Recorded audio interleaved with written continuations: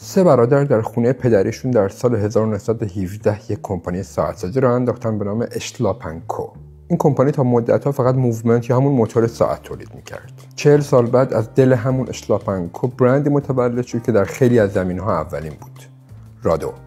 در 1962 به روایتی رادو اولین کمپانی بود که از کریستال سفایر استفاده کرد در مدل دایستار 1. زمانی که بزرگترین برند ساعت به زور از فولاد و تیتانیوم استفاده می‌کردن، این رادو بود که داشت اولین ساعت سرامیک تاریخ رو می‌ساخت. به همین خاطر بهش میگن مستر آف متریالز. در 1986 هلدینگ SMH رادو رو خرید، همون هلدینگی که بعداً اسمش شد سواش گروپ.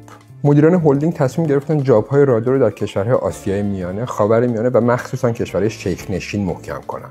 برای حدود 2 دهه رادو هر کار میشد کرد تا مطلوب کشورهای عرب بشه و موفق هم شد.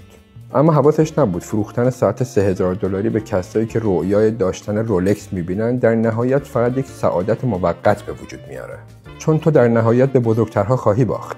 میدونید رادو فوق‌العاده است، طراحی‌های عالی، تاریخ درست حسابی، متریال‌های پیشرفته، اما به نظر من رادو همون بتمنیه که در محله‌های اشتباه گشتنی کرد. بتمنی که کارهای قهرمانانه کرد اما برای کسایی که خواب نجات دهنده‌های دیگه‌ای می‌دیدن.